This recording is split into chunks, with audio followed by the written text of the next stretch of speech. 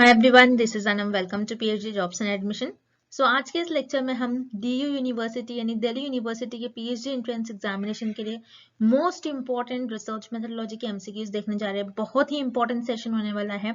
और जैसे कि आपको पता है, डीयू यूनिवर्सिटी के पीएचडी एंट्रेंस एग्जामिनेशन का स्केड्यूल रिलीज हो चुका है। उस पर मैंने डिटेल में एक नोटिफिकेशन वीडियो बनाया है, जिसको मैंने आज सुबह ही रिलीज कर दिया था। तो आपको पता है कि डीयू यूनिवर्सिटी के जो पीएचडी एंट्रेंस एग्जामिनेशन है, उसकी डेट रिलीज हो चुकी है। जो आपका एग्जामिनेशन है 17 अक्टूबर से लेकर 21 अक्टूबर के बीच में कंडक्ट करवाया जाएगा। 3 शिफ्ट्स में 3 स्लॉट्स में आपका एग्जामिनेशन कंडक्ट करवाया जाएगा। ठीक है, तो जिसमें आपका पेपर 1 जो है ये रिसर्च मेथोडोलॉजी होता है। तो जैसे कि आप स्क्रीन पर देख सकते हो, रिसर्च मेथोडोलॉजी पर हम आपको कंप्लीट कोर्स प्रोवाइड कर रहे हैं, जिसमें video lectures, notes, mock test और रिवीजन पीडीएफ आपको देखने मिलेगा। तो ये सारा जो कंटेंट है आपको 2 लैंग्वेजेस में हम प्रोवाइड करते हैं, Hindi as well as in English. तो आपको बायलिंगुअल लैंग्वेज में हमारा एक कोर्स देखने मिलता है। देन उसके बाद मैं आपको बता दूं, 100% गारंटी है। यहाँ पर हम हमारे कोर्स की 100% आपको पासिंग गारंटी देते हैं। यानी हम आपको इतना प्रिपेयर करवा देते हैं कि आप एटलीस्ट पासिंग मार्क्स तक मार्क्स स्कोर कर सको। तो याद रखिएगा, सब कुछ हम आपको यहाँ पर प्रोवाइड कर रहे हैं विद अ मिनिमम प्राइस। तो आपको ज्यादा से ज्यादा जल्द से जल्द आपको प्रिपरेशंस को स्टार्ट करना है। उसके लिए आपको कोर्स को परचेस करना होगा, जिसमें यहाँ पर आप देख सकते हो स्क्रीन पर जो हमारा नंबर नजर आ रहा है, इस नंबर पर आपको व्हाट्सएप के थ्रू ही हमें कॉन्टैक्ट करना है, या फिर आप हमारे ऐप के थ्रू भी स्टडी मटेरियल को एक्सेस कर सकते हो, जिसके लिए लिंक मैंने आपके साथ नीचे comment section as well as description box में भी शेयर कर रखा है। और आपके जो एंट्रेंस एग्जामिनेशन का स्केड्यूल रिलीज हो चुका है एनटीए की तरफ से, सो वो डिटेल वीडियो जो है, डिटेल वीडियो के भी लिंक मैंने आपके साथ डिस्क्रिप्शन बॉक्स में शेयर कर रखी है, जिससे कि आप खुद भी उस वीडियो को एक बार देख सको। So that's it and let's begin with the today's session. तो एक बारी एमसीक्यू स्टार्ट करने से पहले मैं आपको अच्छे तरीके से हमारे कंटेंट जो हम आपको प्रोवाइड करते हैं, जो स्टडी मटेरियल हम आपको प्रोवाइड करते हैं, उसके बारे में एक बार मैं आपको फटाक से बता दूं कि हमारे इस कोर्स में हम आपको video lectures, mock test, notes provide करते हैं और 1500 प्लस एमसीक्यूज, रिविजन पीडीएफ। ये सारा जो कंटेंट आप देख रहे हो स्क्रीन पर, ये आपको एक ही जगह मिलेगा। कई स्टूडेंट्स क्या करते हैं, इंटरनेट से स्टडी मटेरियल रिफर करते हैं। सो इंटरनेट पे जो लैंग्वेज यूज करी जाती है, बहुत डिफिकल्ट लैंग्वेज यूज करी जाती है, जिससे कि आपको समझ नहीं आता है क्या लिखा हुआ है, किस तरीके से ये जो कंटेंट है आपको किस तरीके से रीड करना है, कितना कंटेंट आपको फॉलो करना है। क्योंकि हम हमारे कोर्स में आपको बताते हैं आपको कितना स्टडी मटेरियल यूज करना है। बहुत ज्यादा भी नहीं आपको पढ़ना है, बहुत कम भी नहीं, आप जितना सफिशिएंट है आपके स्टडी के लिए उतना आपको पढ़ना है। सो हमारे कोर्स में हम आपको गाइड करते रहते हैं कि किस तरीके से आपको किस टॉपिक पर ज्यादा फोकस रहना है, कहाँ से ज्यादा क्वेश्चंस आपको पूछे जा सकते हैं। ये सारी चीजें हमारे कोर्स में हम आपको बताते हैं। सो हमारे ये जो कोर्स है, हम आपको गारंटी के साथ कहते हैं कि हमारे इसी कोर्स से आपको एग्जाम में 30 से 35 क्वेश्चन डायरेक्टली पूछे जाएंगे। तो जल्द से जल्द आपको कोर्स को परचेस करना है। परचेस करने के लिए स्क्रीन पर ये जो नंबर नजर आ रहा है, इस पर व्हाट्सएप के थ्रू हमें कॉन्टैक्ट करना है। याद रखिएगा, नॉर्मल कॉल इस नंबर पर नहीं लगेगा और आप हमारे इस ऐप के थ्रू भी स्टडी मटेरियल को एक्सेस कर सकते हो। सो ऐप को एक्सेस करने के लिंक मैंने आपके साथ डिस्क्रिप्शन बॉक्स में प्रोवाइड कर रखी है। So that's it and let's begin with the MCQs. Highest level of measurement is, इस क्वेश्चन में हमें फाइंड आउट करना है कि आपके स्केल ऑफ मेजरमेंट्स जो होती है, उसमें सबसे ज्यादा हाईएस्ट लेवल की आपकी कौन सी स्केल ऑफ मेजरमेंट होती है। सो याद रखिएगा, highest level of measurement is ratio. आपकी रेशो जो होती है, रेशो स्केल ऑफ मेजरमेंट, ये आपकी हाईएस्ट लेवल ऑफ मेजरमेंट होती है। अब आपके जो स्केल ऑफ मेजरमेंट होती है, आपके जो लेवल ऑफ मेजरमेंट्स होते हैं, उसके 4 टाइप्स होते हैं। आपको इस शॉर्ट फॉर्म से याद रखना है, noir. So N for nominal, O for ordinal, I for interval and R for ratio। इस तरीके से आपको इस शॉर्ट फॉर्म से आपके 4 लेवल ऑफ मेजरमेंट्स याद रखनी है। तो नॉमिनल स्केल क्या होती है, जिसमें आपके पास जो भी डेटा होता है, आप उनको उसके फीचर्स के, उसके कैरेक्टरिस्टिक्स के बेसिस पर डिवाइड करते हो, उसको कैटेगराइज करते हो। उसी तरीके से ऑर्डिनल, ऑर्डिनल में आप सेम नॉमिनल की तरह करते हो, और एज वेल एज आप क्या करते हो, आपके पास जो भी डेटा है उसको एक ऑर्डर में अरेंज करते हो, आप रैंक देते हो। देन इंटरवल में आप ऑर्डिनल के सारे कैरेक्टरिस्टिक्स फॉलो करते हो, और इंटरवल में आपके पास जो भी नंबर्स होता है, आप उसको एक इक्वल इंटरवल्स में अरेंज करते हो। एंड देन याद रखिएगा, इंटरवल में आपका जो जीरो होता है वो आर्बिट्री होता है। आपका जीरो जो होता है आर्बिट्री होता है, इंटरवल में आपकी जीरो का कोई मीनिंग नहीं होता है। उसी तरीके से रेशो, रेशो में आपके इंटरवल के सारे कैरेक्टरिस्टिक्स होते हैं, एज वेल एज आपका रेशो में जीरो का कुछ ना कुछ मीनिंग होता है, इसीलिए हम रेशो को कहते हैं कि हाईएस्ट लेवल ऑफ मेजरमेंट होता है, ये हाईएस्ट स्केल ऑफ मेजरमेंट होती है। जिस तरीके से जीरो का मीनिंग होता है, मतलब जैसे रेशो में अगर हम देखेंगे कि किसी की एज जीरो है, मतलब वो पर्सन, वो इंसान उस दिन पैदा हुआ था, उसकी उस दिन बर्थ हुई है। ओके, तो रेशो में आपके जीरो का कुछ ना कुछ मीनिंग होता है, उसी तरीके से इंटरवल में आपके जीरो का कुछ मीनिंग नहीं होता है, आपका जीरो आर्बिट्री होता है। तो ये सारे होते हैं आपके 4 scale of measurement. So 4 scale of measurement के सबसे ज्यादा कैरेक्टरिस्टिक्स आप देख रहे हो रेशो में होता है, इसीलिए रेशो को हम कहते हैं highest level of measurement. That's why आपका करेक्ट ऑप्शन हो जाएगा option B, ratio. Next, type 2 error is also known as. इस क्वेश्चन में हमें फाइंड आउट करना है कि टाइप 2 एरर को और हम क्या कहते हैं। सो टाइप 2 एरर होता क्या है, किस तरीके से टाइप 2 एरर ये टर्म यूज में आया है, इस टर्म का मतलब क्या होता है, आपको पहले तो ये पता होना चाहिए। सो याद रखिएगा, रिसर्चर जब अपनी रिसर्च में हाइपोथेसिस को टेस्ट करते, रिसर्चर पहले अपनी रिसर्च में हाइपोथेसिस को टेस्ट करते, तो रिसर्चर से हाइपोथेसिस को टेस्ट करने में कुछ मिस्टेक्स हो जाती है, सो उसी मिस्टेक्स को हम कहते हैं एरर्स। सो उसी तरीके से एरर्स के भी टाइप होते हैं, type 1 error and type 2 error. अब इस क्वेश्चन में हमें पूछ रहा है कि टाइप 2 एरर को और हम क्या कहते हैं। सो याद रखिएगा, टाइप 2 एरर को हम कहते हैं फॉल्स नेगेटिव। अब जैसे कि इस टेबल से आपको याद रखना है कि टाइप 1 एंड टाइप 2 एरर क्या होता है, और टाइप 1 एरर और टाइप 2 एरर को और हम क्या कहते हैं।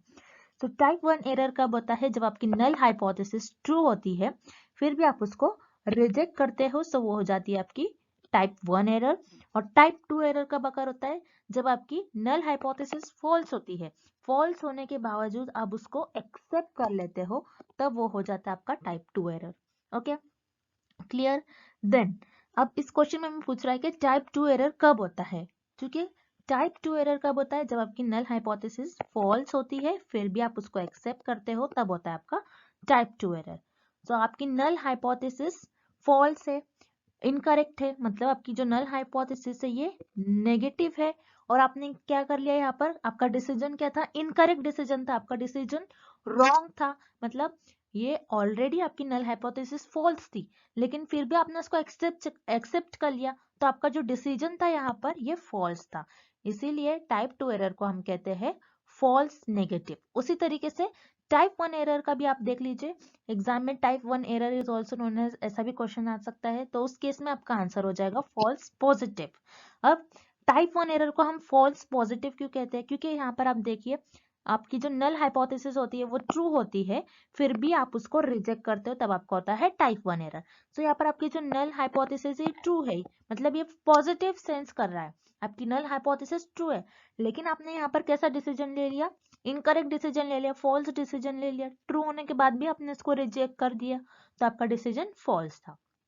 तो टाइप 1 एरर को हम कहते हैं, टाइप 1 एरर को हम कहते हैं false positive, and type 2 error is also known as false negative. तो आपको ये रिलेशन याद रखना है, टाइप 1 एरर को और हम क्या कहते हैं एंड टाइप 2 एरर को और हम क्या कहते हैं, तो ये एग्जाम में आने के चांसेस है, this is very important question.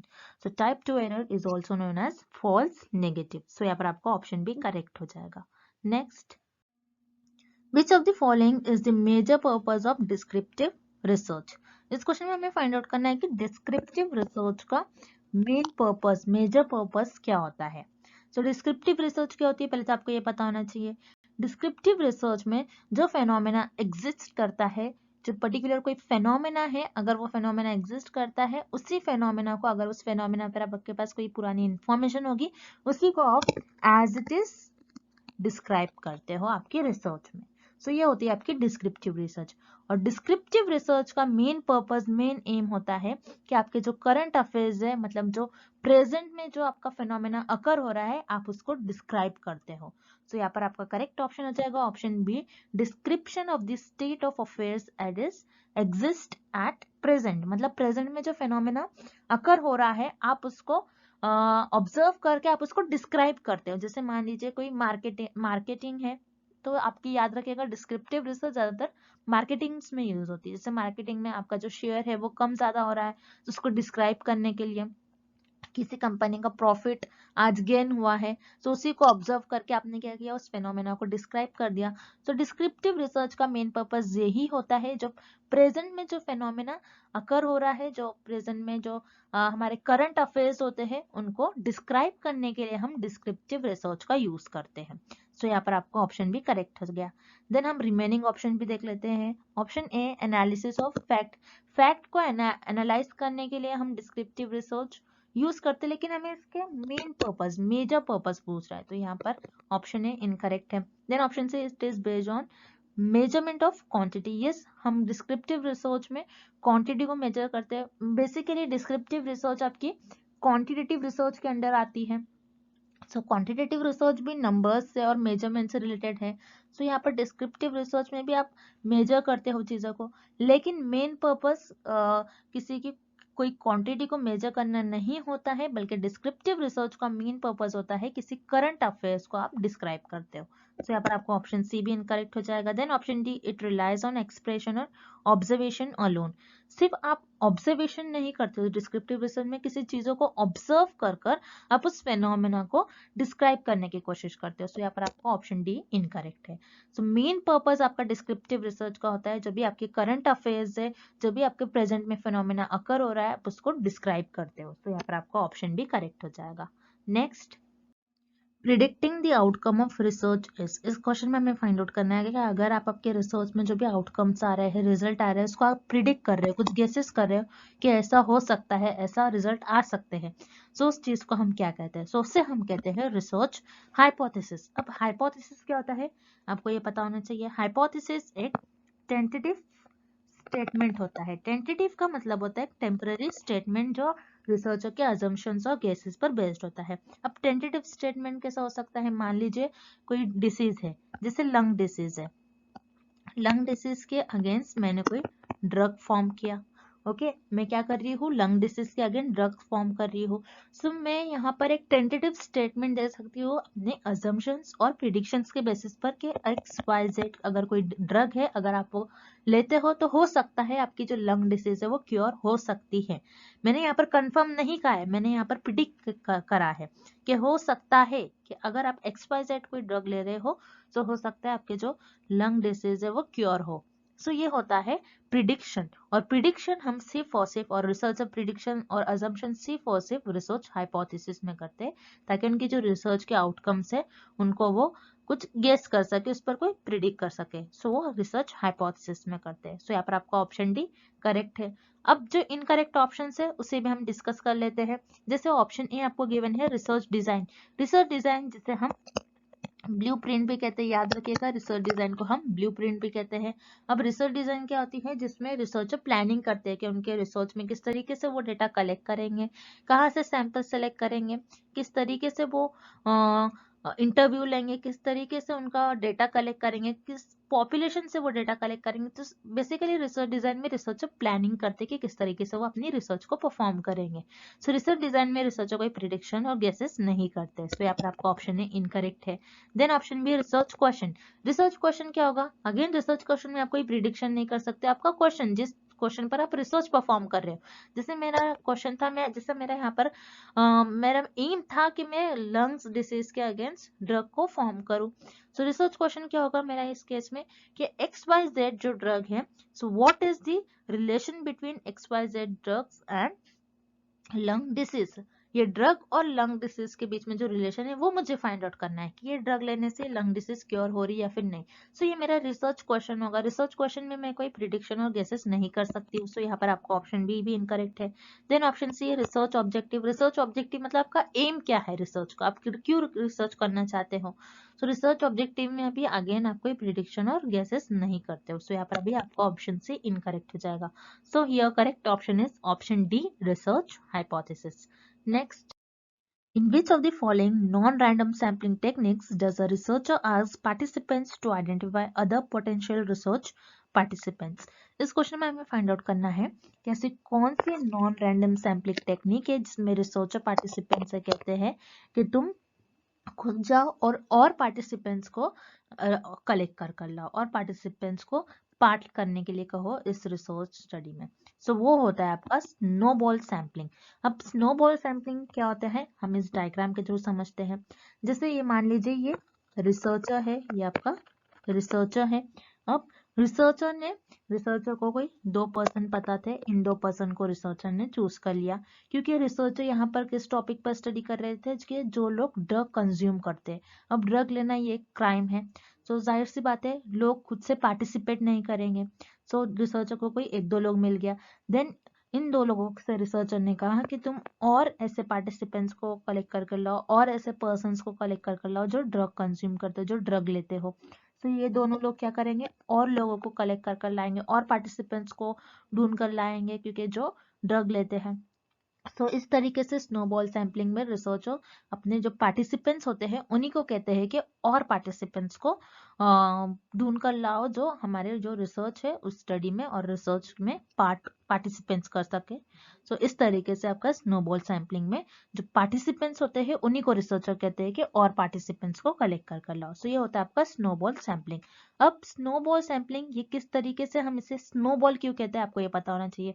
जैसे आपने देखा होगा अगर कोई हाई पॉइंट से अगर आप स्नो का जो बॉल होता है अगर आप उसको हाई पॉइंट से फेंकते हो तो ये जो स्नो का बॉल होता है अपने साथ और स्नो कनेक्ट कर लाता है और ये एक बड़ा सा बॉल बन जाता है।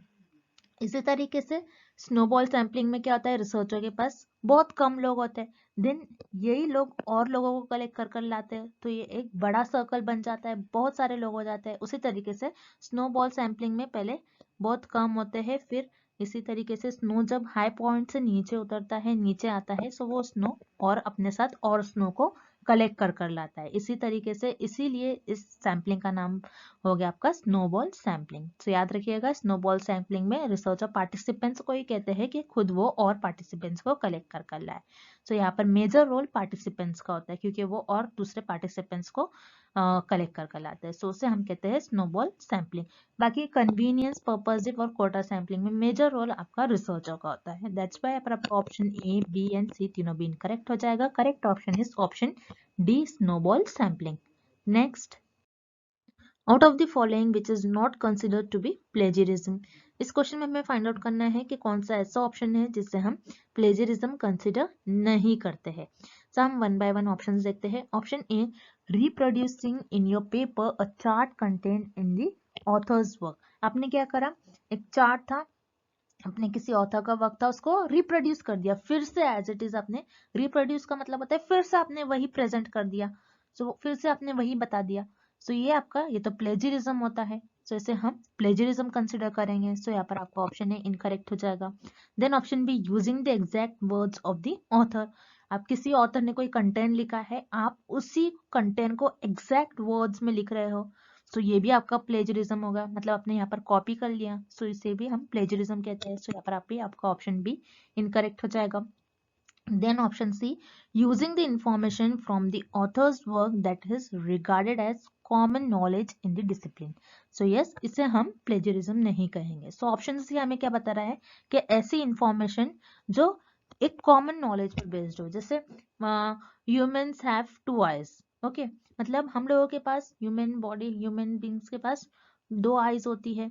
सो ये एक कॉमन नॉलेज है, ये किसी को भी पता है। अगर आप ये इंफॉर्मेशन ले रहे हो सो इसको हम प्लेजरिज्म नहीं कहेंगे। Human body needs oxygen to live, human body को ऑक्सीजन के बिना ह्यूमन बींग्स जिंदा नहीं रह सकते। सो ये सारी जो चीजें हैं, ये सारी जो इंफॉर्मेशन है, ये सारी जो नॉलेज है, ये कॉमन है। अगर आप ऐसी इंफॉर्मेशन अपनी रिसर्च में यूज कर रहे हैं सो इसे हम प्लेजरिज्म कंसिडर नहीं करते हैं। So yes, यहाँ पर आपका करेक्ट ऑप्शन हो जाएगा option C, using the information from the author's work that is regarded as common knowledge in the discipline. So किसी ऑथर का वर्क अगर आप ले रहे हो जो कि कॉमन नॉलेज पर बेस्ड हो तो उससे हम प्लेजरिज्म कंसिडर नहीं करेंगे। सो यहाँ पर आपका ऑप्शन सी करेक्ट हो जाएगा। Next, if a positively skewed distribution has median of 50, which of the following statement is true? इस क्वेश्चन में हमें फाइंड आउट करना है कि अगर आपकी जो पॉजिटिवली स्क्यूड डिस्ट्रीब्यूशन है उसमें आपकी मीडियन की वैल्यू 50 है, देन उस केस में आपका जो कौन सा स्टेटमेंट है वो करेक्ट होगा या फिर ट्रू होगा। सब पॉजिटिवली स्क्यूड डिस्ट्रीब्यूशन ये क्या होता है आपको इस फिगर के थ्रू देखना है। सो इस फिगर में हमारा मेन फोकस पॉजिटिव स्क्यू पर होगा। पॉजिटिव स्क्यू क्या होता है, जिसमें आपकी जो टेल होती है डिस्ट्रीब्यूशन की है लेफ्ट साइड में टिल्टेड होती है और आपका जो ज्यादातर डेटा है आपका इस रीजन में लाई करता है, मतलब राइट साइड में लाई करता है, इसीलिए हम इसको कहते हैं पॉजिटिव स्क्यू डिस्ट्रीब्यूशन। अब पॉजिटिव स्क्यू डिस्ट्रीब्यूशन में सबसे कम आपकी मोड की वैल्यू होती है, देन उससे ज्यादा आपकी मीडियन की वैल्यू होगी एंड देन उससे ज्यादा आपकी मीन की वैल्यू होगी। आपको ये रिलेशन याद रखना है। अब मीडियन, हमें इस क्वेश्चन में मीडियन की वैल्यू गिवन है विच इज 50। मीडियन की वैल्यू 50 गिवन है। सो इस केस में हमें फाइंड आउट करना है कि कौन सा हमें जो गिवन ऑप्शन से कौन सा ऑप्शन करेक्ट होगा। अब वन बाय वन हम ऑप्शन देखते हैं। Option A, mean is greater than 50। Yes, क्योंकि मीन की वैल्यू पॉजिटिव स्क्यू में मीन की वैल्यू सबसे ज्यादा हाईएस्ट होगी, तो हो सकता है होगा ही, क्योंकि मीडियन से बड़ा मीन है। सो मीडियन की जो भी वैल्यू है उससे ज्यादा मीन की होगी। So mean is greater than 50। Yes, mean आपका जो है क्या हो सकता है, 50 से बड़ा हो सकता है, ग्रेटर हो सकता है, 60, 70 कुछ भी हो सकता है। तो यहाँ पर आपका statement A, option A correct है। देन रिमेनिंग ऑप्शन भी देखते हैं। Mean is less than 50। No, mean obviously greater होगा, सो यहाँ पर आपको ऑप्शन बी इनकरेक्ट है। Then option C, mode is greater than 50। Mode greater नहीं होगा, मोड लेस होगा, बिकॉज पहले मोड की सबसे लोवेस्ट वैल्यू होती है आपकी पॉजिटिव स्क्यू में, इसलिए मोड की वैल्यू ग्रेटर नहीं होगी, आपकी मोड की वैल्यू लेस देन 50 होगी। सो यहाँ पर आपको ऑप्शन सी इनकरेक्ट है। Then option D, mean and mode both are greater than 50। Yes, mean तो आपका जो है ये ग्रेटर देन 50 होगा, लेकिन मोड नहीं होगा। सो यहाँ पर आपको ऑप्शन डी भी ऑब्वियसली इनकरेक्ट हो जाएगा। सो यहाँ पर आपका करेक्ट ऑप्शन है option A, mean is greater than 50 for positively skewed distribution. Next, good research is, इस क्वेश्चन में हमें फाइंड आउट करना है एक अच्छी रिसर्च क्या होगी। सो याद रखिएगा, जब भी आपको इस टाइप का क्वेश्चन आता है या फिर रिसर्च की डेफिनेशन से रिलेटेड कोई क्वेश्चन आता है, तो आपको याद रखिएगा एक गुड रिसर्च, एक अच्छी रिसर्च के लिए आपको ये 3 वर्ड्स कभी नहीं भूलना है, which is first is systematic, second is scientific, third is objective. Okay, तो आपकी रिसर्च सिस्टमैटिक होनी चाहिए, साइंटिफिक एंड ऑब्जेक्टिव। अब सिस्टमैटिक क्या होता है कि आपको आपके रिसर्च में कोई स्टेप्स, प्रॉपर स्टेप्स आपको फॉलो करना है, आप किसी भी जिगजैग मैनर में नहीं चल सकते हो। आपकी जो रिसर्च है उसमें आपको सिस्टमैटिक मैनर में रिसर्च परफॉर्म करना है, स्टेप्स फॉलो करना है, लॉजिक होने चाहिए आपके स्टेप्स में, इसीलिए हम कहते हैं गुड रिसर्च इज लॉजिकल और सिस्टमैटिक। लॉजिक किस तरीके से होना चाहिए, जैसे आप मान लीजिए कोई आप एक्सपेरिमेंट्स परफॉर्म कर रहे हो लैब में, अगर आप स्ट्रॉन्ग एसिड ले रहे हो, स्ट्रॉन्ग एसिड से आप रिएक्ट कर रहे हो कोई चीज, तो आपको स्ट्रॉन्ग ही लेना है, मतलब एक लॉजिक है। आप अगर स्ट्रॉन्ग से वीक को रिएक्ट करोगे तो ये लॉजिक के अनलॉजिकल हो जाएगा, ये लॉजिक नहीं होगा। सो इस तरीके से आपको कुछ लॉजिक फॉलो करना है, आपके जो स्टेप्स है आपको सिस्टमैटिक वे में आपकी रिसर्च फॉलो करनी है, कुछ स्टेप्स, कुछ प्रिंसिपल फॉलो करना है, उसमें आपके जो स्टेप्स आप यूज कर रहे हो, जो आप साइंटिफिक मैनर में यूज कर, उसका लॉजिक होना चाहिए। साइंटिफिक, जैसे साइंटिफिक वे से, साइंटिफिक प्रिंसिपल का आपको यूज करना चाहिए आपके रिसर्च में, इसीलिए हम रिसर्च को कहते हैं कि वो आपकी रिसर्च लॉजिक होंगे, लॉजिक पर बेस्ड होना चाहिए आपके। ऑब्जेक्टिव मतलब आपको आपके रिसर्च में जो भी रिजल्ट्स आ रहे हैं आपको एज इट इज मेंशन करना चाहिए। अब मान लीजिए कोई ड्रग्स पर मैं रिसर्च कर रही हूँ, सो उस ड्रग का मुझे रिजल्ट आ रहा है कि 90% पर्सन जो है, 90% पीपल जो है वो पर्टिकुलर कोई ड्रग लिया उन्होंने और वो क्योर है, लेकिन 10% जो पर्सन थे, 10% जो पीपल थे वो ड्रग लेने से क्योर नहीं हुए, तो मुझे अपने रिसर्च में इस जो रिजल्ट आ रहा है ये 10% वाला उसे भी मेंशन करना चाहिए, ना कि सिर्फ 90% वाले को। सो इसे हम कहते हैं ऑब्जेक्टिव, मतलब आपके रिसर्च में आपको जो भी रिजल्ट मिल रहा है उसको एज इट इज मेंशन करना चाहिए, अपने जजमेंट और अपने कन्वीनियंस, अपने जजमेंट को आगे रखकर आपको रिसर्च में ऑब्जेक्टिव्स आपके नहीं बताना चाहिए। ओके, जो रिजल्ट आ रहा है उसको एज इट इज मेंशन करना चाहिए। So, जो भी आप रिसर्च परफॉर्म कर रहे हो सिस्टमैटिक मैनर में आपको करना है, साइंटिफिक मैनर में आपको करना है, ऑब्जेक्टिव होना चाहिए आपके रिसर्च का और उसके पीछे कुछ ना कुछ लॉजिक होना चाहिए, इसीलिए एक अच्छी रिसर्च को हम कहते हैं कि वो लॉजिकल होना चाहिए। दैट्स व्हाई आपका करेक्ट ऑप्शन हो जाएगा option A, logical. Next, dash is the first step of research process, इस क्वेश्चन में हमें फाइंड आउट करना है कि रिसर्च प्रोसेस का फर्स्ट स्टेप आपका क्या होता है। सो याद रखिएगा रिसर्च में आपका जो फर्स्ट स्टेप होता है, किसी भी रिसर्च में आपका फर्स्ट स्टेप होता है सिलेक्शन ऑफ प्रॉब्लम। आप प्रॉब्लम पहले सिलेक्ट करोगे, जब आप प्रॉब्लम को सिलेक्ट करोगे तभी तो आप रिसर्च कर पाओगे, क्योंकि रिसर्च किस चीज पर होती है, प्रॉब्लम पर ही रिसर्च होती है। जैसे किसी भी प्रॉब्लम पर आप रिसर्च कर रहे हो, कोई ड्रग के अगेंस्ट, कोई डिसीज के अगेंस्ट ड्रग फॉर्म कर रहे हो, वैक्सीन डेवलप कर रहे हो, कोई सोसाइटी से रिलेटेड कोई प्रॉब्लम है, तो ये सारी प्रॉब्लम पर ही आप रिसर्च परफॉर्म करते हो। सो किसी भी रिसर्च का फर्स्ट स्टेप होता है क्या, आपकी प्रॉब्लम सिलेक्ट कर लो कि किस पर आप रिसर्च परफॉर्म करने वाले हो। So selection of problem is the first step of research process. So यहाँ पर आपका ऑप्शन डी करेक्ट हो जाएगा। कलेक्शन ऑफ डेटा, ये आपके लेटर स्टेप्स में आता है। समराइजिंग डेटा, ये भी आपके लेटर स्टेप्स में आता है। देन उसके बाद आप डेटा एडिट करते हो, जो भी आपको इन्फॉर्मेशन नहीं चाहिए उसको हम डिलीट कर देते हो। सो ये तीनों भी आपके लेटर स्टेप्स में आ जाएंगे रिसर्च प्रोसेस के। लेकिन रिसर्च प्रोसेस का फर्स्ट स्टेप होता है सिलेक्शन ऑफ प्रॉब्लम। सो यहाँ पर आपका ऑप्शन डी करेक्ट हो जाएगा, selection of problem. Next, in case of positive skewed distribution the extreme values lies in the, इस क्वेश्चन में हमें फाइंड आउट करना है कि अगर आपका जो डिस्ट्रीब्यूशन है वो पॉजिटिव स्क्यूड डिस्ट्रीब्यूशन है, पॉजिटिव स्क्यूड डिस्ट्रीब्यूशन में आपके जो एक्सट्रीम वैल्यूज है, ज्यादातर वैल्यूज किस रीजन में लाई करती है, कि लेफ्ट टेल में लाई करती है, राइट टेल में, मिडल में, या फिर कहीं भी, हमें ये फाइंड आउट करना है। तो जैसे कि इस डायग्राम को आपको याद रखना है, this is very important diagram. Exam में आपको इस डायग्राम का अगर आप याद रखोगे तो एग्जाम में आप इस टाइप के सारे क्वेश्चन सॉल्व कर पाओगे। तो इस टॉपिक पे आपको एग्जाम में 1 और 2 क्वेश्चंस पूछे ही जाते हैं। तो आपको ये डायग्राम प्रॉपरली याद करके अच्छी तरीके से याद कर जाना है। So positive skew and negative skew में हम डिफरेंस भी देख लेते हैं इसी डायग्राम में। सो आपको ये रिलेशन याद रखना है कि पॉजिटिव स्क्यू में आपका जो डिस्ट्रीब्यूशन की जो टेल होती है ये लेफ्ट साइड में झुकी हुई होती है और नेगेटिव में राइट साइड पर। पॉजिटिव स्क्यू में जैसे मैंने आपसे कहा था, मोड की सबसे लोवेस्ट वैल्यू होती है, then median and then mean. उसी तरीके से नेगेटिव में सबसे लोएस्ट वैल्यू होती है आपकी mean, then median and then last is mode. अब इस क्वेश्चन में आपको पूछ रहा है कि आपका जो पॉजिटिव स्क्यू है उसमें आपकी जो एक्सट्रीम वैल्यूज, मतलब ज्यादातर वैल्यूज आपकी किस रीजन में लाई करती है, सो राइट टेल में। सो टेल क्या होता है, आपकी ये जो एंड में लाई कर रही है, एंड पर जो लाई कर रही है उसे हम टेल कहते हैं। तो टेल आपका जो आप देख रहे हो यहाँ पर राइट साइड में ज्यादा झुका हुआ है, मतलब राइट साइड में जो आपका ज्यादातर डेटा, ज्यादातर वैल्यूज आपकी राइट साइड में लाई कर रही है, इसीलिए तो आपका जो मीन है ये इस रीजन में लाई कर रहा है। मतलब आपकी जो एवरेज वैल्यू है, मीन क्या होता है, एवरेज वैल्यू आपका इस रीजन में लाई कर रहा है। क्यों इस रीजन में आपका मीन लाई कर रहा है, बिकॉज इस रीजन में आपका ज्यादातर डेटा इस रीजन में, आपका एक्सट्रीम वैल्यूज आपकी इस रीजन में है। सो याद रखिएगा पॉजिटिव स्क्यूड डिस्ट्रीब्यूशन में आपकी जो एक्सट्रीम वैल्यूज होती है वो राइट टेल पर प्रेजेंट होती है। उसी तरीके से नेगेटिव स्क्यूब में आपकी जो एक्सट्रीम वैल्यूज होगी ये लेफ्ट साइड में, मतलब लेफ्ट टेल पर होगी। ओके, क्योंकि यहाँ पर आप देख रहे हो जो मीन है ये लेफ्ट साइड पर है, क्योंकि ज्यादातर आपका डेटा इस रीजन में है, इसीलिए मीन की मतलब एवरेज वैल्यू ज्यादातर इस रीजन में ही लाई कर रही है, इसलिए आपका मीन इस रीजन में फॉल कर रहा है।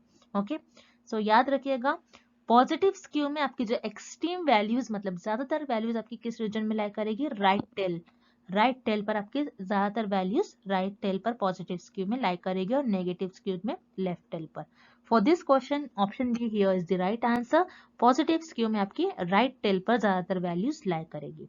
And fundamental research aims at, इस क्वेश्चन में हमें फाइंड आउट करना है कि फंडामेंटल रिसर्च किस रिसर्च का एम होता है। अब फंडामेंटल रिसर्च क्या होता है पहले आपको ये पता होना चाहिए। फंडामेंटल रिसर्च में research of new theories, new ideas, new concept को डेवलप करते हैं ताकि वो अपनी नॉलेज को इंक्रीज कर सके, अपनी क्यूरियोसिटी को फुलफिल कर सके। तो फंडामेंटल रिसर्च में researcher new theories, new concept, new ideas को डेवलप करते हैं। अब जो भी चीज न्यू होती है वो ऑलवेज प्योर होती है, जो चीज न्यू होती है वो प्योर होती है। सो फंडामेंटल रिसर्च का एम होता है, और फंडामेंटल रिसर्च को हम प्योर रिसर्च भी कहते हैं, जिसमें हम न्यू थ्योरीज, न्यू कॉन्सेप्ट और न्यू आइडियाज डेवलप करते हैं। सो यहाँ पर आपका ऑप्शन डी करेक्ट हो जाएगा। अब रिमेनिंग ऑप्शन भी हम देख लेते हैं। Option A pilot survey. Pilot survey क्या होता है, पायलट सर्वे हम इसलिए करते हैं, रिसर्चर इसलिए करते हैं कि कोई स्टडी रिसर्चर को अगर परफॉर्म करनी है तो स्टडी की फिजिबिलिटी देखते हैं, तो वो स्टडी क्या सक्सेसफुल हो रही है फिर नहीं स्मॉल स्केल पर। अगर वो स्मॉल स्केल पर कोई स्टडी सक्सेसफुल होती है तो रिसर्चर्स को लार्ज स्केल पर परफॉर्म करते हैं। सो फंडामेंटल रिसर्च का एम नहीं होता है पायलट सर्वे, सो यहाँ पर आपका ऑप्शन ए इनकरेक्ट हो जाएगा। देन ऑप्शन बी सर्वे। सर्वे क्या होता है? सर्वे एक डेटा कलेक्शन मेथड होता है जिसमें आप डेटा को कलेक्ट कर सकते हो, रिस्पोंडेंट से रिस्पॉन्ड फाइंड आउट कर सकते हो उनका, जैसे क्वेश्चन ये सब सर्वेज आप इंटरव्यू करवाकर आप रिस्पोंडेंट का रिस्पॉन्ड लेते हो। सो फंडामेंटल रिसर्च का एम सर्वे कराना नहीं होता है, सो यहाँ पर आपका ऑप्शन बी इनकरेक्ट हो जाएगा। Then option C action research. Action research ये आपकी अप्लाइड रिसर्च का टाइप होती है जिसमें आप कोई प्रॉब्लम को, किसी भी प्रॉब्लम को इमीडिएटली सॉल्व करते हो, किसी भी ऐसी प्रॉब्लम जो इमीडिएटली सॉल्व हो सके। सो हम फंडामेंटल रिसर्च में किसी प्रॉब्लम को सॉल्व नहीं करते बल्कि न्यू थियोरीज और न्यू आइडियाज और न्यू कॉन्सेप्ट को डेवलप करते हैं। उसी तरीके से एक्शन रिसर्च भी इस क्वेश्चन का आंसर नहीं होगा क्योंकि एक्शन रिसर्च में हम इमीडिएटली किसी प्रॉब्लम को सॉल्व करते हैं। सो fundamental research aims at pure research, तो यहाँ पर आपका ऑप्शन डी करेक्ट हो जाएगा। Next, short summary of a technical report is called a और एन। इस क्वेश्चन में हमें फाइंड आउट करना है कि एक शॉर्ट समरी होती है जो आप रिपोर्ट में लिखते हो, उसे हम क्या कहते हैं? शॉर्ट समरी जो आप आपके रिसर्च रिपोर्ट में लिखते हो, रिसर्च आर्टिकल में लिखते हो, उसे हम क्या कहते हैं? सो शॉर्ट समरी को हम कहते हैं एब्स्ट्रैक्ट। तो जब भी आप आपका रिसर्च पेपर लिखते हो, रिसर्च आर्टिकल लिखते हो, उसमें आप एब्स्ट्रैक्ट लिखते हो जिसमें आप आपका जो रिसर्च का वर्क होता है, आपने जो रिसर्च में वर्क किया होता है, उस वर्क को आप शॉर्ट में एक्सप्लेन करते हो, शॉर्ट में समराइज करते हो। और रिमेंबर, आपका जो एब्स्ट्रैक्ट होता है बेसिकली 150 से 300 वर्ड्स के बीच में आपको आपका एब्स्ट्रैक्ट लिखना होता है और शॉर्ट में आपको एक्सप्लेन करना होता है कि आपने रिसर्च में क्या क्या वर्क किया है। तो short summary of a technical report is called an abstract. So यहाँ पर आपका ऑप्शन बी करेक्ट हो जाएगा। देन ऑप्शन आपको गिवन है आर्टिकल एंड पब्लिकेशन।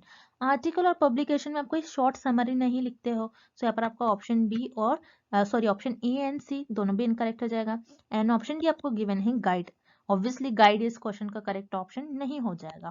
सो इस क्वेश्चन का करेक्ट ऑप्शन है आपका एब्स्ट्रैक्ट। एब्स्ट्रैक्ट हम जिसको शॉर्ट समरी कहते हैं, या आप ये रिसर्च पेपर में लिखते हो और जो आपका रिसर्च का वर्क है आप उसको शॉर्ट में 150 से 300 वर्ड्स के बीच में एक्सप्लेन करते हो, सो उसे हम कहते हैं एब्स्ट्रैक्ट। यहाँ पर आपका ऑप्शन बी करेक्ट हो जाएगा, abstract. Next, a reasoning where we start with certain particular statements and conclude with a universal statement is called। इस क्वेश्चन में हमें एक रीजनिंग की डेफिनेशन गिवन है, हमें फाइंड आउट करना है ये कौन सी रीजनिंग होगी, क्या ये डिडक्टिव रीजनिंग होगी, इंडक्टिव या फिर एबनॉर्मल रीजनिंग होगी, हमें ये फाइंड आउट करना है।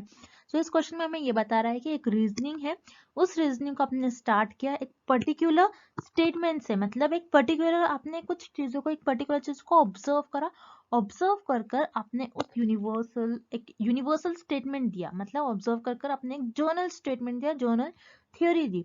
तो ये कौन सी रीजनिंग में आएगा, हमें ये फाइंड आउट करना है। सो रिमेंबर, आपको ये दो रीजनिंग याद रखनी है, inductive reasoning and deductive reasoning. Deductive reasoning में आप क्या करते हो, आपके पास एक थ्योरी होती है डिडक्टिव रीजनिंग में, उस थ्योरी पर आप हाइपोथेसिस ले डाउन करते हो, आप गेस करते हो एंड उस हाइपोथेसिस को ऑब्जर्व करते हो, एनालाइज करते हो एंड देन लास्ट में आप कंफर्म करते हो आपके रिजल्ट या फिर रिजेक्ट कर देते हो। देन इंडक्टिव रीजनिंग में क्या होता है, आप ऑब्जर्व करते हो कोई चीज को, जैसा इस क्वेश्चन में हमें गिवन है एक पर्टिकुलर स्टेटमेंट को कंक्लूड किया, एक पर्टिकुलर स्टेटमेंट को ऑब्जर्व किया, देन एक पैटर्न फॉलो किया, देन उस पर एक टेंटेटिव हाइपोथेसिस ले डाउन करा एंड देन उसके बेसिस पर एक थ्योरी जनरेट करा। यूनिवर्सल स्टेटमेंट मतलब एक यूनिवर्सल, सबके लिए एक थ्योरी, एक जर्नल थ्योरी डेवलप किया। तो इंडक्टिव रीजनिंग वो रीजनिंग होती है जिसमें आप पर्टिकुलर स्टेटमेंट को कंक्लूड करते हैं, पर्टिकुलर स्टेटमेंट को ऑब्जर्व करते हैं एंड कंक्लूड कर आपको यूनिवर्सल स्टेटमेंट देते हो, मतलब एक जर्नल थ्योरी देते हो। सो ये आपकी डेफिनेशन हो जाएगी इंडक्टिव रीजनिंग की। वेराज डिडक्टिव रीजनिंग में आप क्या करते हो, आपके पास ऑलरेडी थ्योरी अवेलेबल होती है, उस पर हाइपोथेसिस ले डाउन करते हो, उस थ्योरी को आप ऑब्जर्व करते हो, एनालाइज करते हो एंड देन रिजल्ट देते हो। सो ये आपके डिडक्टिव रीजनिंग की डेफिनेशन नहीं हो जाएगी। देन यहाँ पर आपको ऑप्शन सी गिवन है एबनॉर्मल रीजनिंग।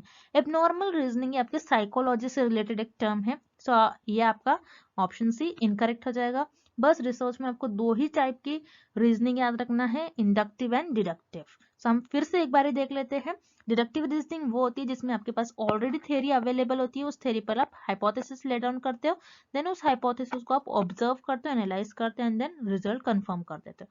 इंडक्टिव रीजनिंग वो रीजनिंग होती है जिसमें आप कोई पर्टिकुलर ऑब्जर्व करते, पर्टिकुलर चीजों को ऑब्जर्व करते, एक पर्टिकुलर स्टेटमेंट देते हो, देन पैटर्न फॉलो करते हैं, देन उस पर टेंटेटिव हाइपोथेसिस ले डाउन कर एक जर्नल थ्योरी देते हो, यूनिवर्सल स्टेटमेंट देते हो। तो ये हो जाएंगे आपकी डेफिनेशन इंडक्टिव रीजनिंग की। सो यहाँ पर आपका ऑप्शन भी करेक्ट हो जाएगा। Next, quota sampling is classified as a type of. इस क्वेश्चन में हमें फाइंड आउट करना है कोटा सैम्पलिंग आपकी कौन सी सैम्पलिंग का एक टाइप होगी।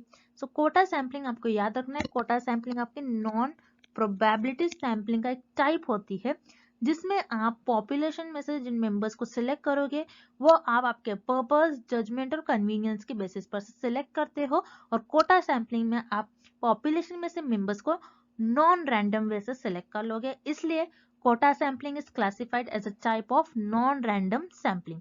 अब कोटा सैम्पलिंग में आप नॉन रैंडम सैम्पलिंग से कैसे मेंबर्स को सिलेक्ट करते हैं हम इस डायग्राम के थ्रू समझते हैं। अब मान लीजिए कोटा सैम्पलिंग जो होती है ना आपकी, उसमें जो आपकी पॉपुलेशन होती है वो बहुत ज्यादा लार्ज अमाउंट में होती है। आपका यहाँ पर पर्पस है, जैसे मेरा यहाँ पर पर्पस है कि मुझे ऐसे मेल्स पर स्टडी करनी है जिनकी एज अब 40 है, तो मेरे पास बहुत ज्यादा अमाउंट में पॉपुलेशन है, तो मैं क्या करूंगी, मेरी पॉपुलेशन में से ऐसे मेल्स जिनकी एज अब 40 है उनको पहले चूज कर लूंगी, और मैं ये देखूंगी कि मुझे किससे इन्फॉर्मेशन मिल सकती है, कि मुझे इस पर्सन से इन्फॉर्मेशन मिल सकती है, तो मैं इस पर्सन को ले लूंगी, अपना सैंपल बना लूंगी, फिर मैं इस पर्सन को ले लूंगी, अपना सैंपल बना लूंगी, फिर मैं इस पर्सन को ले लूंगी, अपना सैंपल बना लूंगी।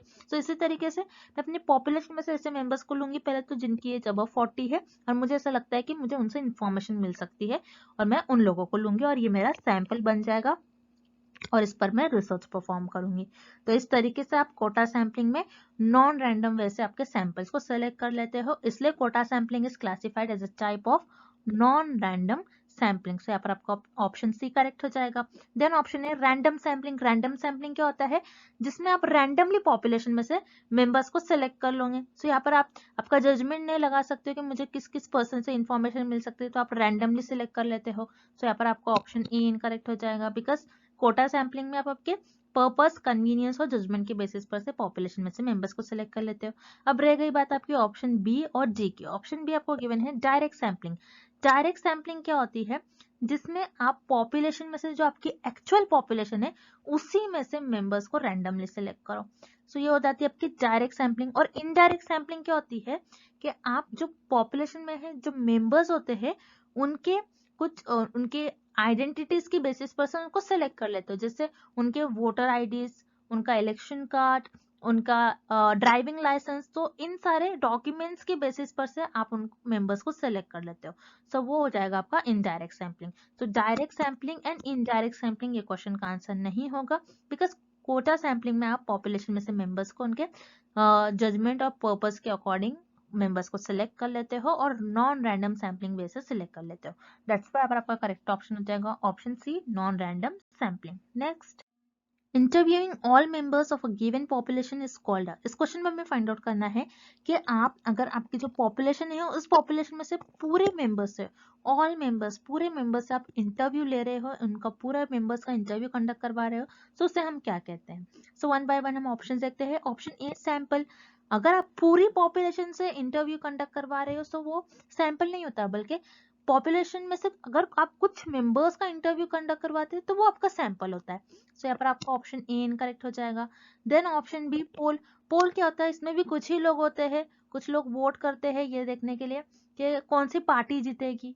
सो पोल में भी आप पूरी पॉपुलेशन को इन्वॉल्व नहीं कर सकते। सो यहाँ पर आपका ऑप्शन बी भी इनकरेक्ट हो जाएगा। Then option C census. Census एक ऐसा होता है जिसमें आप आपकी जो पूरी पॉपुलेशन है, पूरी पॉपुलेशन का इंटरव्यू कंडक्ट करवा सकते हो, उसे हम कहते हैं सेंसस। सो यहाँ पर आपका ऑप्शन सी करेक्ट हो जाएगा, census. Next question, increasing the sample size has the following effect upon the sampling error. इस क्वेश्चन में हमें फाइंड आउट करना है कि अगर आप आपके जो सैंपल का साइज है उसको इंक्रीज कर रहे हो तो आपके सैम्पलिंग एरर पर कैसा इफेक्ट होगा, कि आपका सैम्पलिंग एरर इंक्रीज हो जाएगा या फिर आपका सैम्पलिंग एरर रिड्यूस हो जाएगा या फिर आपके सैम्पलिंग एरर पर कोई इफेक्ट नहीं होगा, हमें ये फाइंड आउट करना है। सो रिमेम्बर, जैसे मान लीजिए मैं एक स्टडी कर रही हूँ, मेरी एक पॉपुलेशन है, पॉपुलेशन में मेरे टोटल 100 मेंबर्स है। उन 100 मेंबर्स में से मैंने जो सैंपल सिलेक्ट कर लिया है, सैंपल में मैंने 95 मेंबर्स को सिलेक्ट कर लिया है। तो इस केस में मेरा जो सैम्पलिंग एरर हो जाएगा, सैम्पलिंग एरर क्या होता है आपका, अपनी कितनी पॉपुलेशन लिया है माइनस सैंपल्स। तो पॉपुलेशन मेरी यहाँ पर है 100 एंड सैंपल्स मैंने लिया है 95। तो इस केस में मेरा जो सैम्पलिंग एरर हो जाएगा, सैम्पलिंग एरर हो जाएगा इस केस में मेरा 5। मतलब मैं जितना ज्यादा मेरा सैंपल का साइज इंक्रीज करते जाऊंगी उतना कम मुझे सैम्पलिंग एरर मिलेगा। अभी 100 में से मैं अगर मेरा सैंपल का साइज इंक्रीज कर दूं, मैं 95 लिया है मैंने, अगर मैं 99 लेती तो यहाँ पर इस केस में मेरा सैम्पलिंग एरर सिर्फ 1 ही होता। मतलब मैं जितना ज्यादा मेरा सैम्पलिंग एरर ज्यादा लेते जाऊंगी, सैम्पलिंग साइज में जितना ज्यादा लेते जाऊंगी उतना कम मेरा सैम्पलिंग एरर हो जाएगा। सो इससे आपको एक और रिलेशन याद रखना है कि आपका जो सैम्पलिंग एरर होता है it is inversely proportional to sample size. मतलब अगर आप जितना ज्यादा आपका सैंपल साइज लोगे उतना कम आपका सैम्पलिंग एरर होगा, जितना कम आपका सैंपल साइज रहेगा उतना ज्यादा आपका सैम्पलिंग एरर होगा। सो इस क्वेश्चन में हमें पूछ रहा है कि अगर आप आपका सैंपल का साइज इंक्रीज करते हो तो आपका सैम्पलिंग एरर क्या होगा, रिड्यूस हो जाएगा। दैट्स व्हाई आपका करेक्ट ऑप्शन हो जाएगा option B, it reduces the sampling error. Next, in random sampling, the probability of selecting an item from the population is। इस क्वेश्चन में हमें पूछ रहा है कि अगर आप रैंडम सैम्पलिंग वे से आपके पॉपुलेशन में से किसी आइटम को सिलेक्ट कर रहे हो, सो सिलेक्शन का चांस क्या होगा, सिलेक्शन का प्रोबेबिलिटी क्या होगा, हमें ये फाइंड आउट करना है। अब मान लीजिए एक पॉपुलेशन है, उस पॉपुलेशन में से मेंबर्स को मैं रैंडमली सिलेक्ट कर रही हूँ। अगर मैं रैंडमली सिलेक्ट कर रही हूँ पॉपुलेशन में से मेंबर्स को, सो एक मेंबर्स के सिलेक्ट होने का चांस हो सकता है 2, 3, 4, 5, कुछ ना कुछ मेंबर्स सिलेक्ट हो गए, क्योंकि मैं रैंडम सैम्पलिंग वे से रैंडम सैम्पलिंग वे यूज कर रैंडम सैम्पलिंग मेथड यूज कर पॉपुलेशन में से मेंबर्स को सिलेक्ट कर रही हूँ, तो कुछ ना कुछ तो चांस होगा। तो यहाँ पर आपका ऑप्शन डी इनकरेक्ट हो जाएगा, क्योंकि 0 चांस तो हो नहीं सकता है। Then 1 known and unknown. So unknown भी नहीं हो सकते, क्योंकि नोन होगा, क्योंकि मुझे पता है पॉपुलेशन में कितने मेंबर्स है। पॉपुलेशन में आपको पता होता है कि कितने मेंबर्स है, उसी के बेसिस पर से तो आप सैंपल्स को सिलेक्ट कर लेते हो। तो यहाँ पर आपका ऑप्शन ए भी इनकरेक्ट हो जाएगा।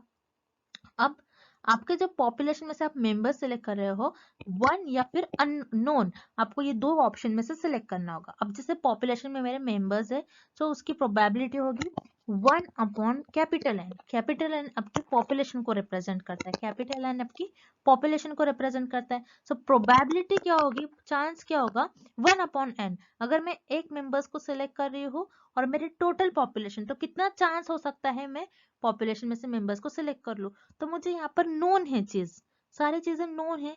दैट्स व्हाई अगर आप रैंडम सैम्पलिंग वे से पॉपुलेशन में से किसी आइटम को सिलेक्ट कर रहे हो, तो प्रोबेबिलिटी आपके क्या हो जाएगी, नोन हो जाएगी।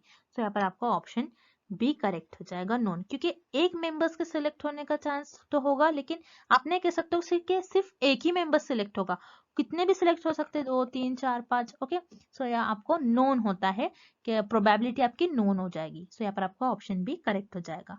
Next, which one of the following is a qualitative random variable. इस क्वेश्चन में हमें फाइंड आउट करना है कि कौन से ऑप्शन में हमें क्वालिटेटिव रैंडम वेरिएबल का एग्जाम्पल गिवन है। अब क्वालिटेटिव रैंडम वेरिएबल क्या होता है, जैसे नेम में मीनिंग है क्वालिटेटिव, जो किसी चीज की क्वालिटी बताए।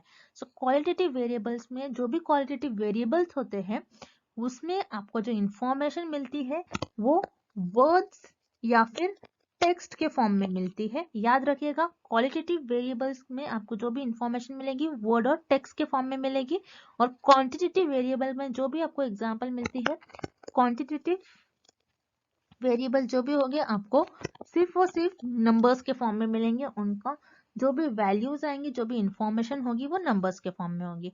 और क्वालिटेटिव वेरिएबल में जो भी आपको इंफॉर्मेशन मिलेगी ये वर्ड्स या फिर टेक्स्ट के फॉर्म में मिलेगी। अब वन बाय वन हम ऑप्शंस देखते हैं। Option A, height of a cable का स्टेशन। आप केबल का स्टेशन है उसकी आप हाइट मेजर कर रहे हो। सो हाइट आपको किसी भी चीज का हाइट आपको मेजर कर रहे हो तो आपको ये नंबर्स के फॉर्म में मिलेगी, जैसे 6 सेंटीमीटर, 10 सेंटीमीटर। तो यहाँ पर नंबर्स आ रहे हैं, तो ये क्वांटिटेटिव वेरिएबल का एग्जांपल होगा, नॉट क्वालिटेटिव। सो यहाँ पर आपको ऑप्शन ए इनकरेक्ट हो जाएगा। Then option B, distance in metre that you have already walk today. मतलब आपने कितना आज डिस्टेंस, कितने मीटर आज आपने वॉक किया है। तो जैसे आप बोलोगे मैंने 3 मीटर्स आज मैंने वॉक किया है, 4 मीटर्स आज मैंने वॉक किया है। सो यहाँ पर अगेन आपको जो इन्फॉर्मेशन मिल रही है वो नंबर्स के फॉर्म में मिल रही है। सो ये आपकी क्वांटिटेटिव वेरिएबल का एग्जांपल होगी, नॉट क्वालिटेटिव। सो यहाँ पर आपका ऑप्शन बी इनकरेक्ट हो जाएगा। Then option C, nicotine content of a cigarette. Cigarette में कितना निकोटिन प्रेजेंट है। अब जैसे सिगरेट के बॉक्स पे लिखा होता है कि 5% nicotine present, 10% nicotine present.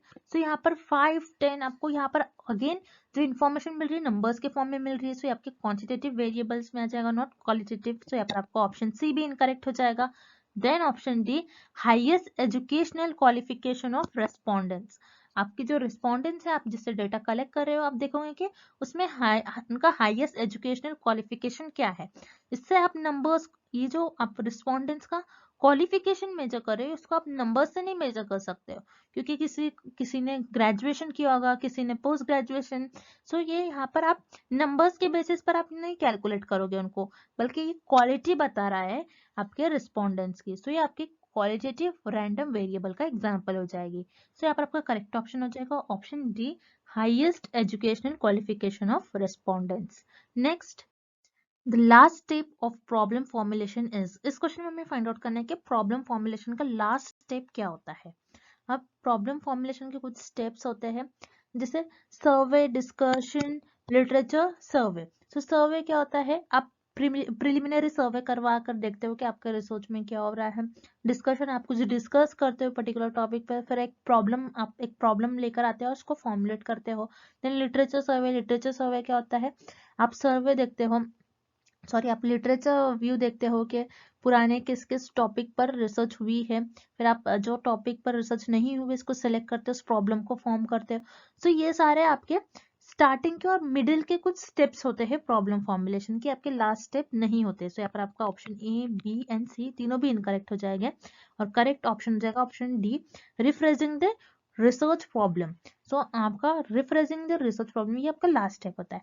But actual में आपके प्रॉब्लम फॉर्मुलेशन के कुछ स्टेप्स क्या होते हैं हमें देखना है इस डायग्राम के थ्रू। अब steps of formulation in research problem में प्रॉब्लम को कैसा फॉर्म करते हैं उसके कुछ स्टेप्स इस तरीके से है। फर्स्ट स्टेप में आप आइडेंटिफाई करते हैं ब्रॉड फील्ड और subject area interest to you. आपको जिस सब्जेक्ट में इंटरेस्ट है आप पहले वो सब्जेक्ट चूज कर लेते हो, एक ब्रॉड एरिया चूज कर लेते हो। अब जैसे मैंने एक ब्रॉड एरिया चूज कर लिया साइंस, आप कुछ भी ले सकते हो, science, math, geography, commerce. Okay, आपने एक ब्रॉड एरिया चूज कर लिया। देन आप उस एरिया को डाइसेक्ट करते हैं इनटू सब एरिया। अब साइंस में मैं ये देखूंगी कि मुझे क्या बायोलॉजी में रिसर्च करनी है, जूलॉजी में, किस में रिसर्च करनी है, मैं ये डिसाइड कर लूंगी। जैसे मैंने डिसाइड कर लिया मुझे बायोलॉजी में रिसर्च करनी है, देन उसके बाद मैं सिलेक्ट कर लूंगी, select what is the most interest to you. अब बायोलॉजी में मुझे कुछ सब्जेक्ट्स में इंटरेस्ट होगा, मैं अपने इंटरेस्ट के बेसिस पर ही एक प्रॉब्लम को सिलेक्ट कर लूंगी। जैसे बायो में मुझे इंटरेस्ट है ह्यूमन बॉडी पर, मैं किसी बोन्स पर स्टडी करूंगी, ह्यूमन बॉडी के कोई बोन्स पर मुझे स्टडी करना है, किसी बोन्स पर, तो मेरा इंटरेस्टिंग एरिया हो गया। देन मैं एक क्वेश्चन राइज करूंगी, जैसे मुझे ह्यूमन बॉडी के जो हैंड्स होते हैं, हैंड्स या फिर नीज, उस एरिया के बोन्स पर मुझे स्टडी करनी है। तो ये मेरा रिसर्च क्वेश्चन हो गया। देन उसके बाद फॉर्मुलेट ऑब्जेक्टिव्स आप फॉर्मुलेट करोगे कि आपके जो आप प्रॉब्लम ले रहे हो उसका क्या ऑब्जेक्टिव है। देन उसके बाद एसेस योर ऑब्जेक्टिव्स, एसेस करोगे उसको, आप ऑब्जर्व करोगे, आप एनालाइज करोगे आपके ऑब्जेक्टिव को। देन लास्ट स्टेप आपका आता है डबल चेक, जिसे हम रिफ्रेशिंग भी कहते हैं। डबल चेक में आप क्या करते हो, जैसे मैंने कहा था कि मुझे बोन्स पर स्टडी करना है, तो आप ये देखोगे कि रियल लाइफ में क्या आप उस पर कैसे स्टडी करोगे। आप ये देखते हो कि उस कितना टाइम लगने वाला है, कितना कॉस्ट लगेगा, या फिर आप क्या स्केलेटन पर स्टडी करोगे, या फिर किसी बॉडी पर स्टडी करोगे, किसी पर्सन के बोन्स पर एक्चुअल में आप कैसे स्टडी कर पाओगे। सो यहाँ पर आप रिफ्रेशिंग करते हो, आप डबल चेक करते हो कि आपको टाइम, कॉस्ट, आप किस तरीके से उस चीज को अवेलेबल कर उस प्रॉब्लम को फॉर्म कर दोगे। सो याद रखिएगा, प्रॉब्लम फॉर्मुलेशन का लास्ट स्टेप होता है रिफ्रेजिंग द रिसर्च प्रॉब्लम। सो यहाँ पर आपका ऑप्शन डी करेक्ट हो जाएगा। And research in which a researcher makes changes in an independent variable and studied their effect on dependent variable under control condition is called as। इस question में हमें find out करना है कि ऐसी कौन सी रिसर्च होती है जिसमें रिसर्चर इंडिपेंडेंट वेरिएबल को चेंज करता है और उसका इफेक्ट दिखता है डिपेंडेंट वेरिएबल पर अंडर कंट्रोल कंडीशन। तो उस रिसर्च को हम कहते हैं एक्सपेरिमेंटल रिसर्च। सो एक्सपेरिमेंटल रिसर्च में रिसर्चर इंडिपेंडेंट वेरिएबल को चेंज कर उसका इफेक्ट देखता है कि डिपेंडेंट वेरिएबल पर उसका इफेक्ट क्या हो रहा है।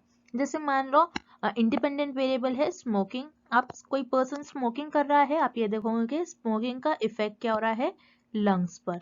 सो यहाँ पर आप स्मोकिंग कोई पर्सन ज्यादा करता है, कोई पर्सन स्मोकिंग कम करता है, तो ज्यादा स्मोकिंग करने से लंग्स पर कैसा अफेक्ट होता है और कम स्मोकिंग करने से लंग पर कैसा अफेक्ट होता है। सो यहाँ पर आप इंडिपेंडेंट वेरिएबल को चेंज कर रहे हैं उसका इफेक्ट देखने के लिए, लंग्स पर उसका क्या इफेक्ट हो रहा है, स्मोकिंग कम ज्यादा करने पर लंग्स पर कैसा इफेक्ट हो रहा है, आप ये स्टडी कर रहे हो under some control condition. Control condition ऐसे वेरिएबल्स जो एक्स्ट्रा वेरिएबल्स होते हैं जिसको हम कहते हैं एक्सट्रेनियस वेरिएबल, उनको रिसर्च अपने रिसर्च में कंट्रोल करते हैं। सो इस केस में इस स्टडी में कंट्रोल वेरिएबल्स क्या हो सकते हैं आपके, जैसे एज हो सकता है, जेंडर हो सकता है। सो इन सारे चीजों को आप क्या करोगे, रिसर्च अपने रिसर्च में कंट्रोल करते हैं और रिसर्चर सिर्फ और सिर्फ इंडिपेंडेंट वेरिएबल जो कि स्मोकिंग होता है, इस केस में हमारे स्टडी में हमने स्मोकिंग लिया है, स्मोकिंग का इफेक्ट देखेंगे लंग्स पर के स्मोकिंग का इफेक्ट हम कम ज्यादा कर रहे हैं, स्मोकिंग की क्वांटिटी हम कम ज्यादा कर रहे हैं, इंडिपेंडेंट वेरिएबल को हम यहाँ पर चेंज कर रहे हैं, चेंज करने पर डिपेंडेंट वेरिएबल पर कैसा अफेक्ट हो रहा है। सो ये स्टडी करते हैं हम एक्सपेरिमेंटल रिसर्च में। दैट्स व्हाई आपका ऑप्शन ए करेक्ट हो जाएगा। Then option B non experimental research. Non experimental research में आप क्या करते हो, इसमें आपके पास लैक ऑफ बहुत ज्यादा क्वांटिटी में आपके पास इंडिपेंडेंट वेरिएबल्स होते हैं, इंडिपेंडेंट वेरिएबल ज्यादा होते हैं नॉन एक्सपेरिमेंटल रिसर्च में। So non experimental research basically जो इवेंट अकर हो जाते हैं, अकर होने के बाद उसको एनालाइज करने के लिए हम नॉन एक्सपेरिमेंटल रिसर्च का यूज करते हैं।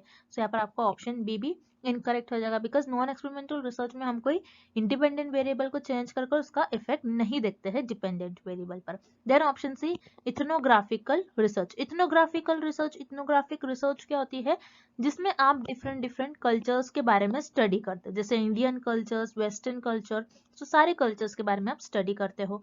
अगेन यहाँ पर आपका ऑप्शन सी भी इनकरेक्ट हो जाएगा। Then option D analytical research.